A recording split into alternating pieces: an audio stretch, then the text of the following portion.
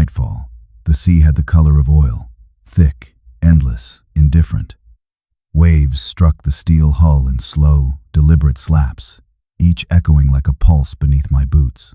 Diesel hung in the air, mixing with iron and salt, that unmistakable scent of machinery meeting blood. I'd learned to read the ocean's moods, but that night it read me first.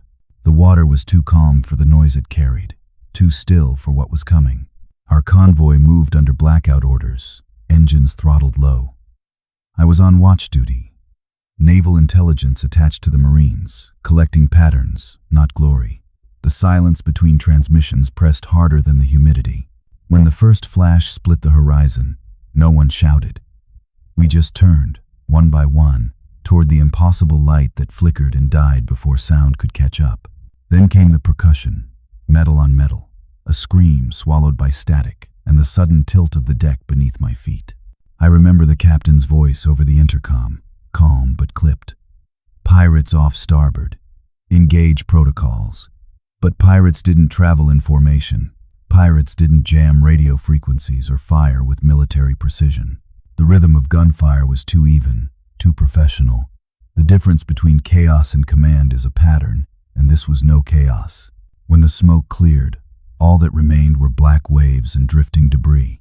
I scanned the water with the night scope, but the horizon was blank, the ocean's expression unreadable. The Marines' vessel, Bravo 9, was simply gone, swallowed whole, without flame or trace. I marked coordinates, sent the signal, and waited for the return ping that never came. Hours later, when the tide changed, something small tapped against the hull, a waterproof logbook, edges scorched, ink bleeding through salt water. Inside, a single entry survived, a timestamp, 2:47, and 2 words, not pirates. The ocean doesn't talk, but it remembers. Even then, I knew it would bring the rest back, one secret at a time. By morning, the horizon was blank as paper, as if the night had never written anything upon it. Reports began filtering through the fleet. Pirate engagement near Somali waters. Loss of contact with Bravo 9. Probable sinking. Each message sounded official, but none sounded real. There was no debris, no distress call, no body washing ashore. Ships don't vanish. They fail, they fracture, they leave fingerprints of disaster, but this one slipped clean through the ocean's grasp, as if the sea itself had been instructed to forget. Within 24 hours, headquarters issued its narrative. Pirates struck before dawn, overwhelmed the convoy, and fled toward Yemeni channels. I read the report twice. It felt rehearsed. Every paragraph the same rhythm of blame. The phrasing was neat, too neat, as if written to withstand scrutiny rather than describe truth. Pirates were convenient. They couldn't write back. They couldn't demand correction. The families called for answers, and the press responded with noise, maps, theories, fabricated survivor accounts. But in the command tent, the silence was worse. No one spoke of the missing men by name. No one asked why the radar logs were erased or why the encrypted communication record from 246 was now labeled damaged in transmission. I had seen damaged files before. They never disappeared this cleanly. I was ordered to assist in the post-incident inquiry, which stretched 6 long months. Meetings stacked like sandbags, interviews, transcripts, revised summaries. Every answer came with a delay. Every delay with a reason. Chain of custody issues. Archival discrepancy. Pending authorization. The final report landed on my desk stamped, classified, eyes only. Inside, 2 pages of conclusions and 24 pages of redaction. The cause remained inconclusive, but the recommendation was clear. No further pursuit. Calm analysis told me to move on. Public hysteria wanted villains. The truth lived somewhere between them, in the quiet gap where data used to be. I began to ask myself not what happened to Bravo 9, but who needed it to stay gone.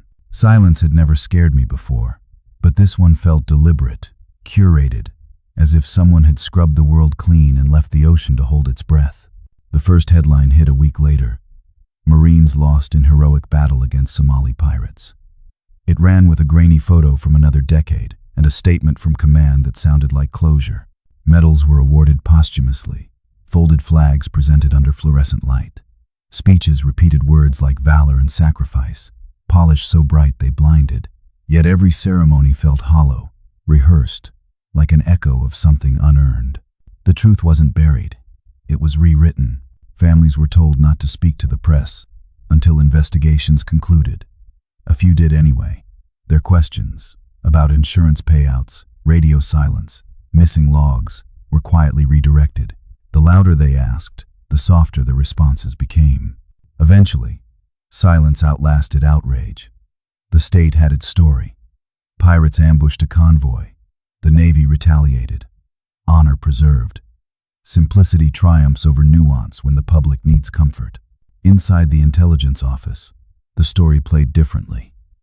We passed around the internal memo outlining narrative alignment, a phrase that tasted like ash. The report scrubbed timestamps, merged coordinates, and omitted the name of one transport ship entirely. I noticed it because I'd seen its manifest days before. The cargo listed as medical supplies. The manifest line ended mid-sentence, as if someone had deleted what followed. Late one evening, a logistics clerk named Rafik stopped by my desk. He spoke without looking up. "You didn't hear it from me," he said, sliding a carbon copy of the original manifest under a folder. There was something else on that ship. Not medicine, not weapons, not listed. His hand trembled once before he pocketed his pen and walked out. I read the page twice under the dim desk lamp. The omission wasn't a clerical error. It was a command. The state had chosen narrative over evidence, applause over accuracy. And just like that, reality began to drown beneath the weight of its own ceremony. Decades, dull everything. Rank, ribbons, even grief, but memory never stops moving. I told myself I returned to Somalia for research, but the lie was thin. The truth was curiosity sharpened by time. I wore civilian clothes now, not uniform blues, and carried a notebook instead of a service pistol. The city had changed. Glass towers beside crumbling walls, markets humming where checkpoints once stood. The ocean, though, looked exactly the same. Flat, silver, unreadable. I rented a small room overlooking the port and told no one why I was there. Revenge had no place in this version of me. Resolution did. I spent mornings tracing ship logs in maritime archives, evenings walking through the souks where smugglers and salvagers blurred together. Everyone claimed to know a secret, and none were free. Still, I listened. Information has its own tide. You can't force it, only wait for it to turn. On the fourth day, I found it by accident. A vendor near Hamar Wayne had a stack of old journals, waterlogged, brittle, salted at the edges. Most were junk, fishing ledgers, ration records. Then I saw the insignia embossed on one spine, faint but unmistakable, U.S. Navy issue, 1,940 seconds. I bought it for the price of a cup of tea. The vendor didn't care what it was. He said it had washed ashore years ago after a storm. When I opened it, the pages smelled like diesel and salt, the same scent I remembered from that night. The ink had bled into soft blue veins, but one line remained legible. 247, not pirates. The handwriting matched the old manifest officer's signature. The sea had kept its receipt. I sat there in the market's noise, feeling the world contract into that small, trembling book. The difference between vengeance and truth is patience. One burns, the other endures. I chose endurance. Ever had truth resurface when you thought it was lost? It doesn't roar back. It drifts, quietly, waiting for you to notice. The ocean doesn't forget. It just waits for someone still enough to listen. By the time I returned to my rented room, the logbook was already speaking in fragments. Each salt-stained entry pointed toward something missing. Names struck through, coordinates skipped, dates rewritten in a different hand. I scanned the pages into my laptop, cross-referenced them with naval archives that were never meant for public eyes. Every keystroke felt like tapping glass above deep water. The official records painted the same neat picture they always had. A pirate ambush, a loss, an honorable silence. But buried between those tidy lines, I began to trace a different rhythm. Payment ledgers from the era showed odd withdrawals, identical sums dispersed through shell accounts with patriotic names. Maritime Supply Trust, Liberty Freight Company, Atlas Holdings. all dissolved within weeks of the disappearance. Paper trails are like tides. They retreat, but they always leave a residue. I filed a FOIA request for the 1,942 customs records tied to the convoy's manifest. 90 days. That's the waiting period. The polite bureaucratic way of saying, forget it. But time has never been my weakness. I filled the gap with noise, old transmission decrypts, faded radio logs, procurement lists typed on ribbon-fed machines. Most were noise. Then one line stopped me cold. A receipt from the port of Berbera, initialed by a U.S. contractor I'd never seen before. Brentwell Maritime Solutions. The name didn't belong to that decade. Brentwell wasn't founded until the 1972nd, yet there it was, printed in carbon ink beside a cargo transfer marked medical supplies. Either history had folded over itself, or someone had rewritten the paper trail. I overlaid the scanned ledger with the digital one, watching inconsistencies bloom like bruises, ink too dark for its age, typefaces a decade too modern, handwritten truth against official perfection. One stuttered, the other smiled. I started mapping connections, contract extensions, shell incorporations, shadow directors. The lines converged not on Somalia, but on Washington, D.C., the same circle that authored the post-war reconstruction funds, the same families whose names hung in naval halls. The current had never stopped. It only moved deeper, quieter. When the FOIA office emailed their acknowledgement, estimated processing time, 90 business days, I smiled. 90 days was nothing to an ocean that had waited 80 years. The diver's name was Hani, a quiet man with lungs like a seal and eyes that never stopped reading the water. We met through a fixer who owed me a favor, though favors in Mogadishu rarely come cheap. Hani didn't ask what I was looking for, only when I was ready to dive. His English was broken but clear enough. The sea forgets, but sometimes it spits things out. We set out before dawn in a battered skiff that smelled of rust and engine oil. The surface was glassy, calm as a held breath. The coordinates came from the old logbook and my own guesswork. Crossed data points that should have been nothing but coordinates on paper. Yet when Hani dropped anchor and slipped beneath the waves, I felt the pull of gravity that isn't physical. Minutes stretched into silence. Then he surfaced, holding something that gleamed in the early light. A corroded insignia plate, the eagle and anchor still visible beneath a crust of salt. U.S. Marine Issue 1942, the kind they welded onto transport hulls. Hani handed it to me without ceremony. "Down there," he said. "Metal bones, no guns." We dove together. The water closed over my head, cold and green, muting everything but my heartbeat. At 20 meters, shapes began to emerge. Twisted steel, sections of hull, the ghost of a ship resting in soft sand. No cannon fire scars. No sign of explosion. Just deliberate sinking. Someone hadn't wanted this wreck to be found. When we surfaced, I asked about pirates. Hani shrugged. "They came after," he said. "They take what feeds them. Fuel, copper, wood. Not war. Hunger." His tone wasn't defensive, only factual. In that instant, the story I'd been told, of savage raiders and noble victims, felt like another layer of silt hiding what mattered. I cleaned the plate with my thumb, the embossed letters catching sunlight. It felt less like discovery and more like recognition, as if the ocean had been waiting for someone to pick up what it refused to digest. The sea swallows its secrets, but not forever. It releases them slowly, to those who are patient enough to dive. I packed the insignia in a sealed evidence pouch. Somewhere beneath us, the rest of the ship was still sleeping, and I had no intention of letting it rest. Back in my room, the insignia plate rested on the desk like a witness refusing to look away. I began sorting every artifact I'd collected, photographs, digital scans, fragments of manifests, into a timeline that no official history book had ever printed. But it was one scanned document, faint and yellowed, that shifted everything. A naval accounting ledger from 1942, logged in a system long before the Defense Department standardized its records. I almost missed the handwritten notation in the corner. "Cargo reclassified, Somali route, secure transfer." I sent a copy to a forensic archivist in London, an old colleague who owed me more than one favor. He analyzed the ink composition, the cellulose age, the oxidation pattern.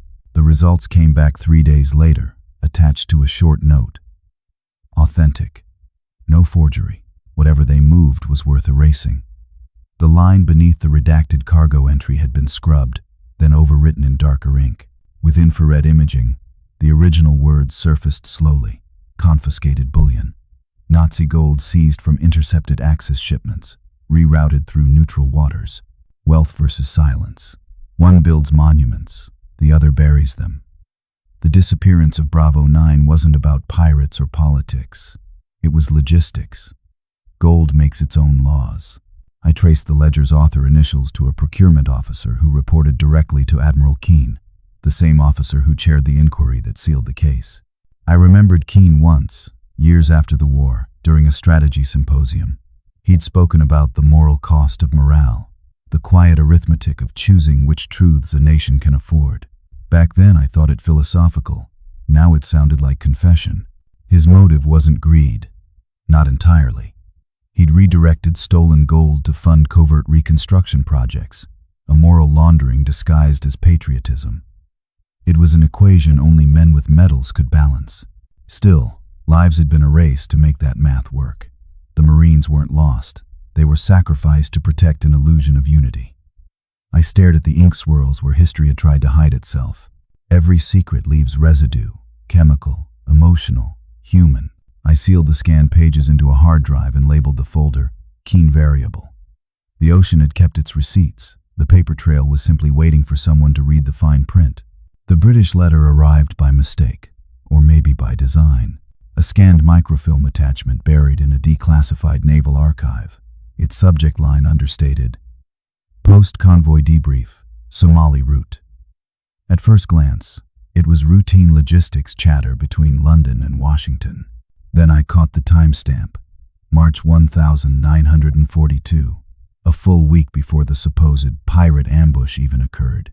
It referenced the loss as if it had already happened. I read it again. The phrasing was surgical.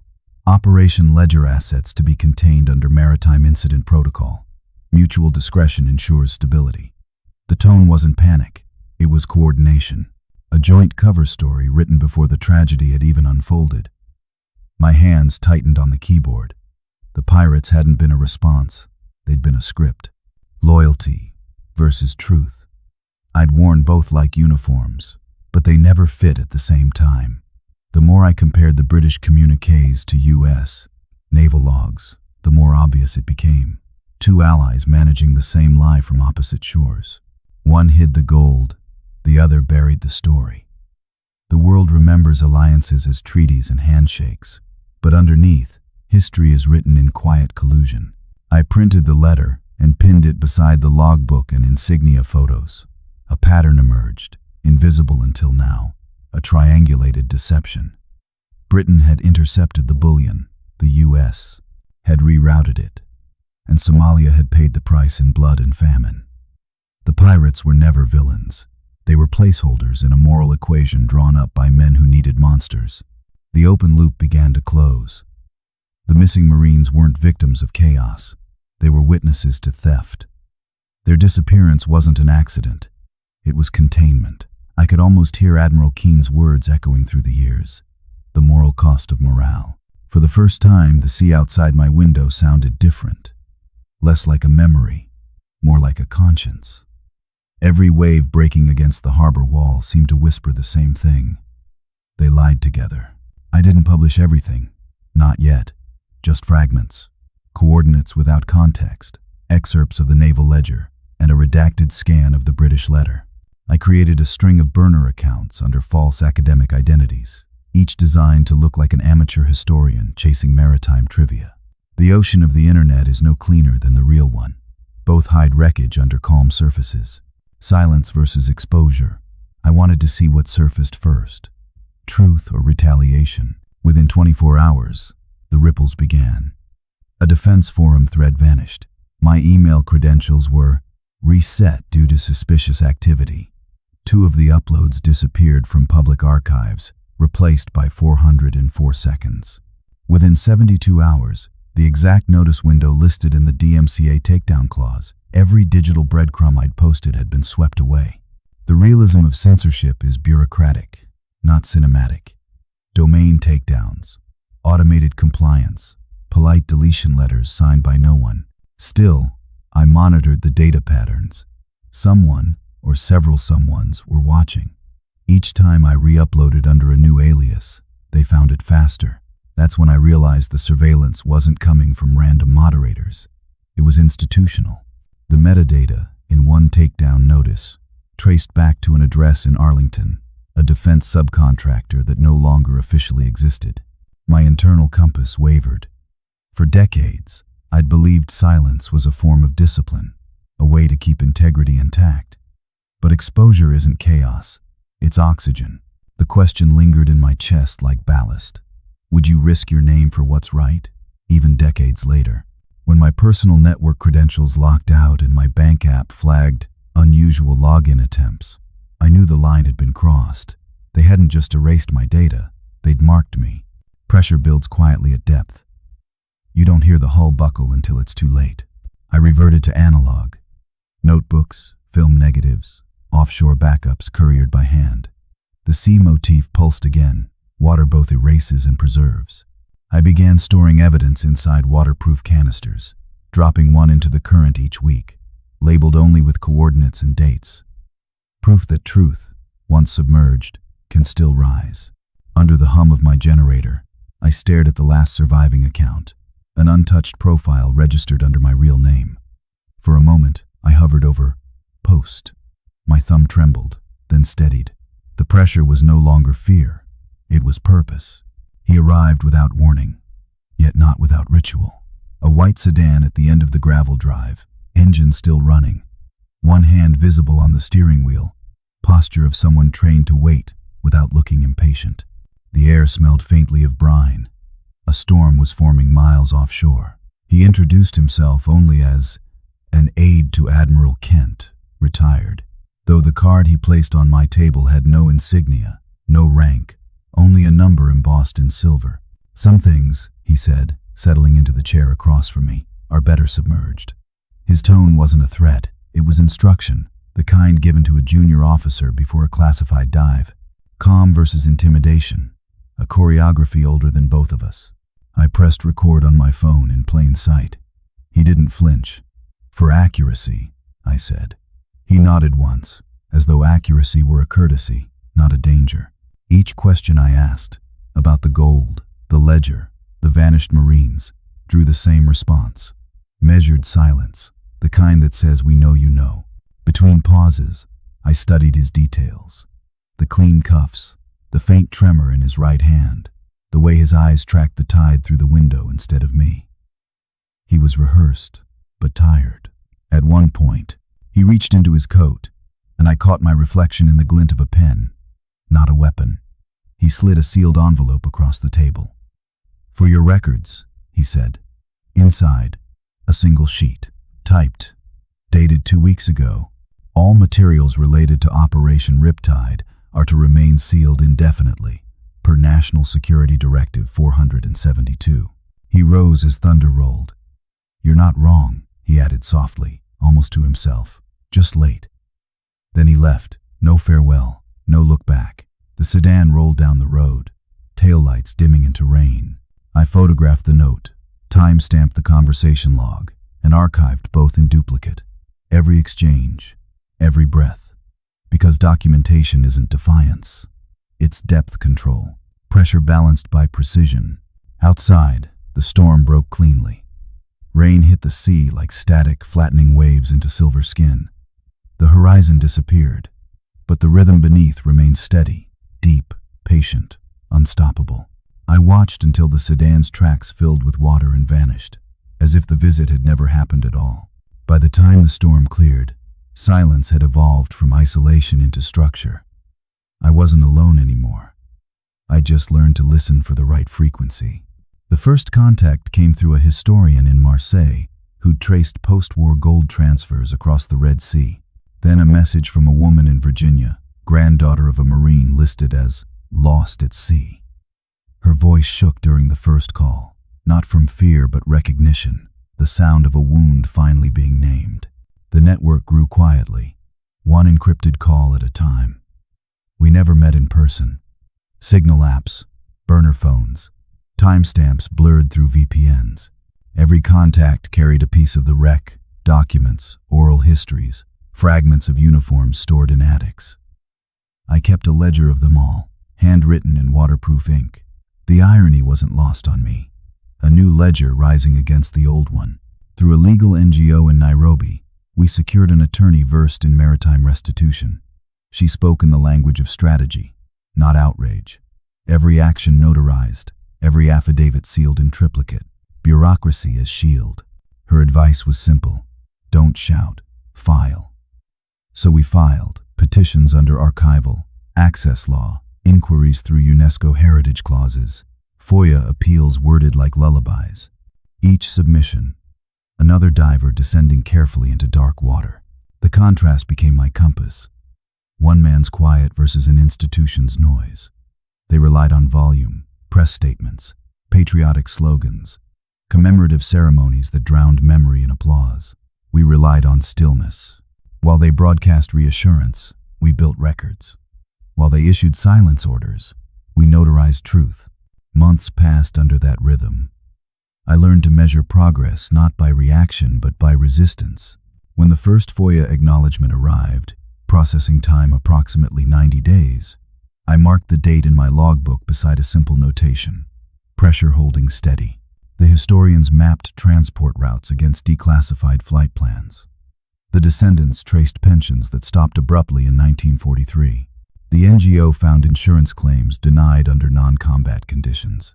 Each fact aligned like sonar pings forming a shape beneath the surface. Proof doesn't roar, it accumulates. Sometimes I'd hear the aide's words again, better submerged, and I'd think of the sea's patience. It never forces revelation. It erodes resistance grain by grain. The same tide that swallowed those men was now returning their story, one document at a time. One night, while cross-referencing ledgers, I noticed an annotation I hadn't seen before. A shipment code logged under private diplomatic cargo. Destination marked deferred. A ghost entry, still active in the modern system. Not history, continuity. I sat back, the hum of encrypted servers filling the room. Our silent network was no longer uncovering the past. It was touching the present. The ocean outside looked calm again, but calm is only another word for waiting. It began with a headline that wasn't supposed to exist. Missing Marines, hidden gold, declassified ledgers. Suggest 1,940. To cover up. The words hit like a slow tide, not loud, but unstoppable. Within an hour, the article had been mirrored across 4 continents. My inbox flooded with automated alerts, then silence. The calm before litigation. The Admiral's Family Foundation reacted first. Their website went dark, donation portals under maintenance. Within days, financial filings showed frozen endowments, asset transfers paused mid-route between Zurich and New York. Power versus exposure. Their reach was vast, but paper trails aren't loyal. I had printed every record before they could vanish behind legal firewalls. Then came the pushback. A courier left a thick envelope at my door. Injunction notice, case number 45CV1027. Filed in federal court, stamped and signed. The order demanded the immediate cessation of defamatory publication and unauthorized possession of classified materials. Legal precision masquerading as intimidation. I photographed each page, logged timestamps, and sent duplicates to the NGO's counsel in Nairobi. She replied with 3 words: hold position, respond lawfully. The delays were deliberate. Docket hearings postponed, evidence requests under review, documents temporarily sealed pending national security assessment. I marked each stall in my notebook, beside tide cycles and moon phases, small symbols of how erosion works. Not by force, but by persistence. Reporters tried to contact me through encrypted channels, some offering anonymity, others leverage. I declined them all. I'd learned that exposure without strategy only feeds the machine. The goal wasn't noise, it was proof. And proof, properly timed, corrodes foundations more thoroughly than scandal. Still, their counteroffensive had human faces. The admiral's grandson appeared on television, voice steady, insisting the accusations were misinterpretations of historical context. His composure almost convinced me. Almost. That was the danger of power. It could sound sincere while rewriting its crimes as duty. Behind the scenes, I kept feeding the current. The NGO filed our own motion. Request for independent audit of post-war maritime assets. Buried in their legalese was a single explosive phrase: possible conflict between humanitarian and state interests. It guaranteed attention from watchdog agencies, the kind that never sleep. Every night, I tracked the progression like a tide chart. Leak, denial, injunction, appeal, retreat, advance, retreat. Each step eroded their control a little more. By the second week, the Admiral's Foundation had stopped issuing statements altogether. Silence had changed sides. When the first hearing date finally posted on the court docket, I copied it neatly beneath the last entry in my logbook. Not as victory, just velocity. The current was moving, and once the sea starts reclaiming what's buried, there's no command that can hold it back. The day I released the evidence, the sea was calm, unnervingly calm, as if holding its breath. I uploaded the files in intervals, one packet at a time, each timestamp staggered like waves rolling toward shore. Scanned insurance ledgers, notarized statements from the descendants, and the original naval freight lists, annotated in the Admiral's own handwriting. Proof that the gold wasn't plundered by pirates, but claimed as lost cargo, and quietly insured under a shell company registered in Delaware. By nightfall, the quiet fractured. Financial reporters picked up the story first, tracing payments that had matured into modern trusts and real estate holdings. The language shifted overnight, no longer rumors of mutiny, but evidence of systemic embezzlement. The sea motif had come full circle. What they buried in depth was now reshaping the coast. I watched the old narrative collapse under the weight of numbers. Bank ledgers don't lie. They just wait. Every transfer matched a family name tied to the original military board. Pensions for lost Marines had been diverted to operational continuity funds, a euphemism for theft. Each record was a tide mark on a stone that once seemed unmovable. They tried to spin again, statements about misinterpreted accounts and archival anomalies. But truth, once set in motion, behaves like salt water. It corrodes denial from the inside. The NGO's analysts cross-referenced routing codes and confirmed the sequence. Funds moved through Geneva, then the Cayman Islands, finally surfacing in the Admiral's Foundation portfolio. What began as myth had transformed into math. Old enemy versus new facts. Their strength was secrecy. Mine was sequence. I released each document precisely timed to coincide with court motions, keeping the narrative in sync with legal reality. No sensationalism, just evidence. The comment sections flooded with historians, veterans, auditors. Even former naval officers began whispering that the archive should be reopened. Silence had finally turned against its masters. But there was a cost. Servers lagged from constant access. Emails jammed with requests I couldn't vet. My name trended briefly, then disappeared under algorithmic moderation. Control felt both reclaimed and borrowed, as if the sea was letting me steer, but only for a while.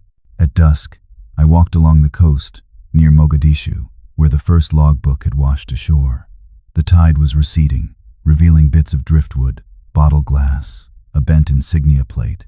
The same water that once devoured the Marine's ship now returned fragments to light. Justice doesn't roar. It reshapes. Slowly, irreversibly. I sealed a copy of the evidence drive inside a watertight casing and buried it under the sand, marking the spot with a smooth black stone. Insurance of a different kind. As the waves reached for it, retreating and advancing in rhythm, I felt the current shift beneath my feet. Not violent, not loud, but certain. The file arrived without warning. No signature, no origin trace.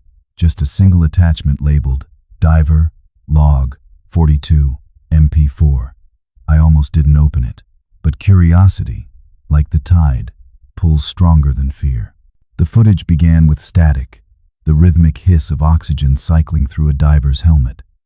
Then, faintly, voices underwater, strained, urgent, human. Through the murk, the camera caught fragments of a metal hull split open like a wound. A hand brushed across a faded insignia.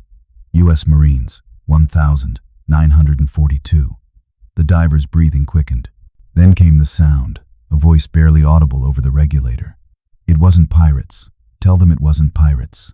The sentence fractured, then dissolved into static and silt. Past versus present collided in that moment.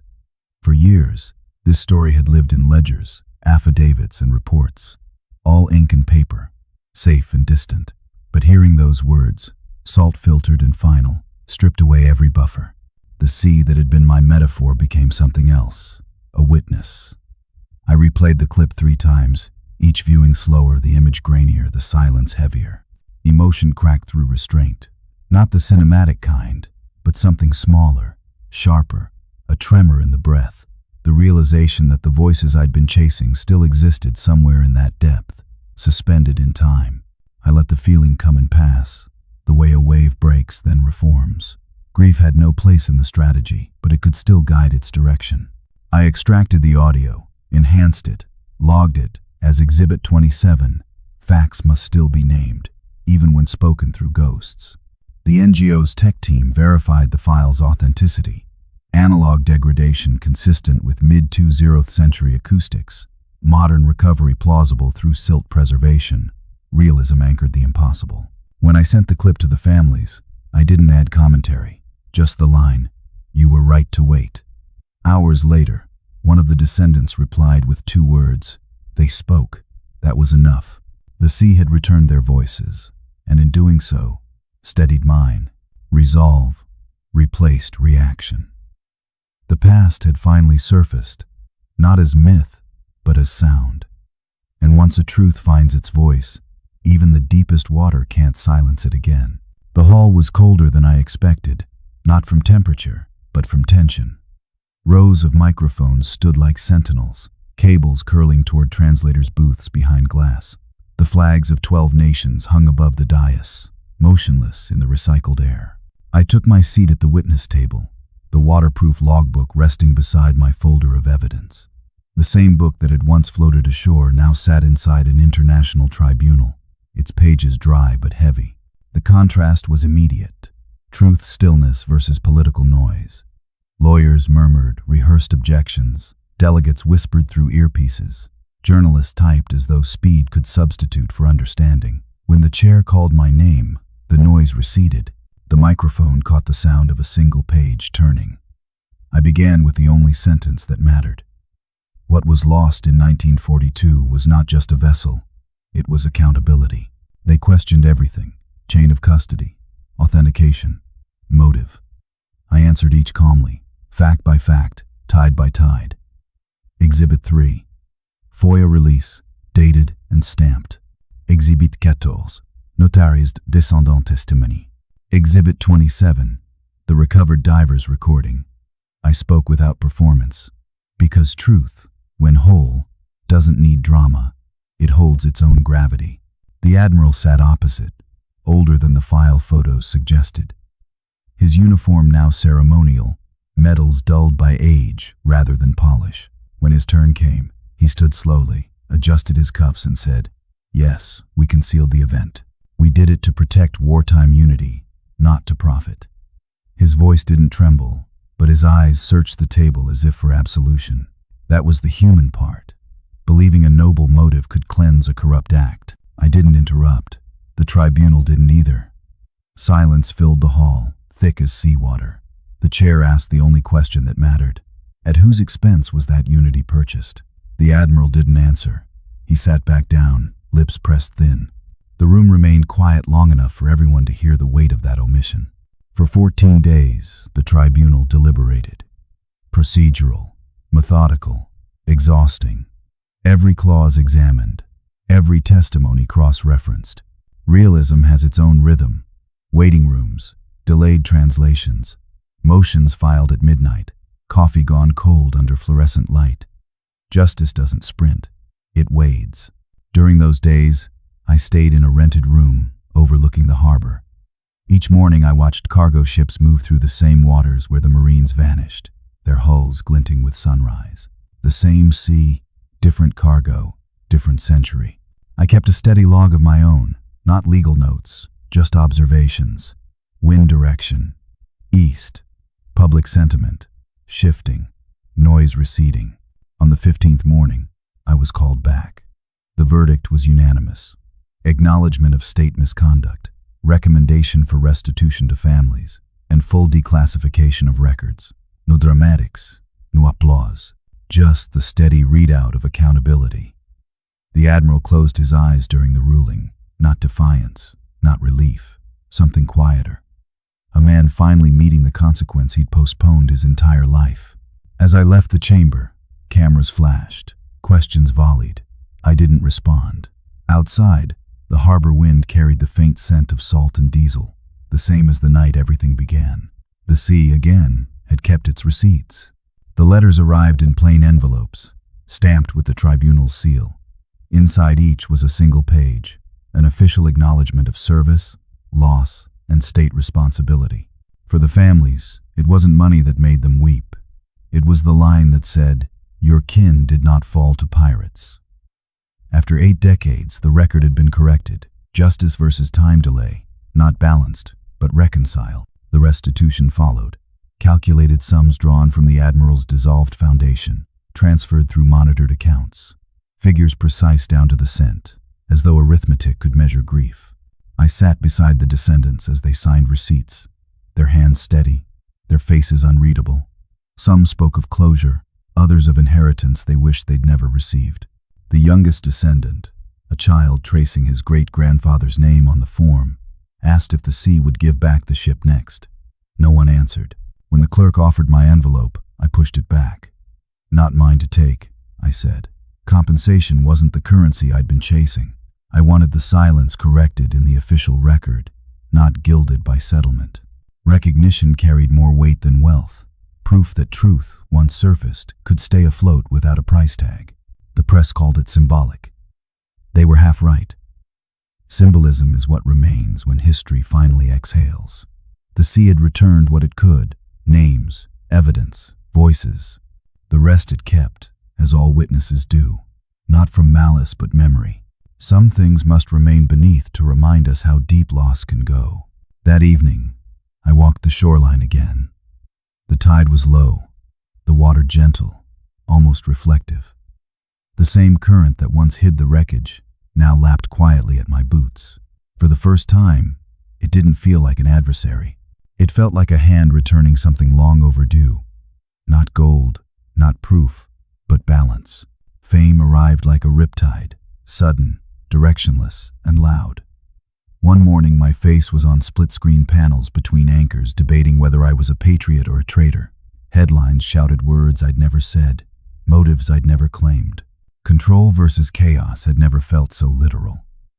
The story that had taken me years to build with precision now spun through public discourse like debris in a storm. Every network wanted a quote, a reaction, a reckoning. I gave none. The strategy had changed, or maybe it had completed itself. Silence was no longer avoidance. It was containment. I let the documents speak in my absence. Verified archives, authenticated ledgers, tribunal verdicts, all available, all unembellished. Truth, when recorded properly, doesn't need an interpreter. The frenzy fed on itself. Talk shows staged moral debates. Bloggers turned history into hashtags. Even allies grew uneasy, afraid the noise would erode what we'd won. But noise burns fast. Records endure. I learned to measure the chaos by its half-life. One news cycle, then another, each wave smaller than the last. Behind the uproar, the real work continued. Restitution dispersed, archives digitized, academic reviews initiated. The facts remained intact beneath the surface turbulence, like coral beneath breakers, untouched by spectacle. Sometimes restraint is the most radical form of control. When a journalist cornered me outside a courthouse asking, "Do you regret it?" I simply said, "Regret belongs to those who lied." Then I walked away, leaving the microphones to feed on echo. The sea doesn't answer storms. It waits for them to pass. By the week's end, the coverage waned. The world had found new tempests to chase. I returned to my notes, updated one final line in the logbook. Strategy achieved, silence sustained. It wasn't retreat. It was resolution. The coast hadn't changed much. Same uneven horizon, same restless hum beneath the wind. Only I had. I walked the narrow path to the memorial at dawn, the tide folding and unfolding like a quiet breath. Years ago, this same sea had swallowed truth whole. Now, it gave it back, piece by piece, until nothing remained hidden. Concealment had become clarity. The plaque was simple: names, dates, a brief note. Lost in duty, found in truth. No marble grandeur, no flags, no speeches, just silence, the honest kind. I knelt, fingers brushing the etched letters that time could no longer erase. From my pocket, I poured a handful of sand, the same sand I'd carried since that first dive. It fell through my hand like fine time itself, resting on the plaque as if the sea had reclaimed its own. For a long moment, I listened to the waves, the gulls, the soft drag of foam against rock. It wasn't grief anymore. It was understanding. The past no longer pulled me under. It moved beside me, calm and patient. The current that once carried secrets now mirrored peace. I left no flowers, no messages, only that final gesture of return, the circle complete. The horizon shimmered with light as the sun climbed, and for the first time in years, I didn't think about what was buried. I thought about what remained afloat. As I turned to leave, a fisherman nodded from the waterline, unaware of the story sealed beneath his feet. That anonymity was perfect. The truth didn't need to shout anymore. It had already reached the shore. It ended not with a confession, but with an upload.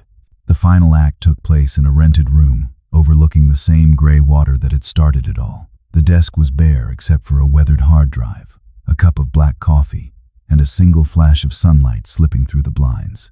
On the screen, the files were arranged like a quiet procession: scanned ledgers, encrypted recordings, sonar maps, and the recovered helmet footage. Every fragment had been verified, time-stamped, and sealed within a blockchain chain of custody. No edits, no redactions, no room for history to be rewritten again. Transparency versus secrecy, that had always been the real war. And now, for once, transparency was winning. He named the archive the Black Tide Ledger and linked it to an open-access network maintained by an NGO consortium. Anyone, anywhere, could trace the chain of authenticity. Each file carried a digital fingerprint, immutable, permanent. Even if servers fell or governments interfered, mirrored nodes across continents would preserve the truth. Before finalizing the upload, he added one note to the metadata: the sea keeps receipts. Humanity just needed a better filing system. When the progress bar reached 100%, a faint sound from outside caught his ear. Waves slapping against the pier. Steady, familiar. He leaned back, exhaling slowly, the weight of decades dissolving into that rhythm. There would be no applause, no headlines, no cinematic closure, only the quiet satisfaction of having finished what others feared to begin. He powered down the terminal and pocketed a small brass key. Symbolic, unnecessary, but grounding. The physical key to a digital vault, like a relic from a time when truth could still be locked away. As he stepped outside, the air smelled of salt and diesel, the same scent that had haunted him since the first night of disappearance. Now it meant something different, not loss, but release. The waves whispered below the dock, steady and certain. The open loop was closed. The record would remain. The camera would linger on the horizon, that endless divide between sky and sea, as his voice carries over the sound of waves folding into themselves. The water isn't violent now. It's steady, deliberate, like memory repeating itself with purpose. They vanished into silence. I answered with proof. The statement lands softly, without pride or bitterness. Just fact, the kind that endures after every name, every uniform, every false report fades. The tide rolls in, glinting with morning light, and for a moment, it feels like the sea itself is listening. He stands near the water's edge, hands in his coat pockets, wind pulling at his collar. Behind him, the coastal station hums faintly, his new post, quieter but not still. There's always another truth to surface, another story buried beneath the comfort of classification. His life no longer belongs to the Navy or the government or the past. It belongs to the work. A new file rests on his tablet, Another lost operation. Another cluster of missing data points off a different coastline. He scrolls once, studies the coordinates, and closes the lid. It's not obsession anymore. It's discipline. The kind born from knowing what silence costs. The ocean remembers, he says quietly, eyes on the tide. So do I.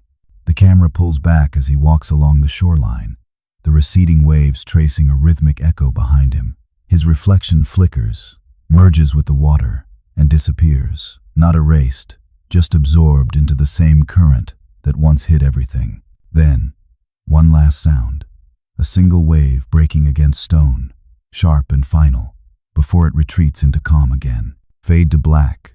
The sea hums. The story ends where it began, not with silence, but with memory that refuses to drown.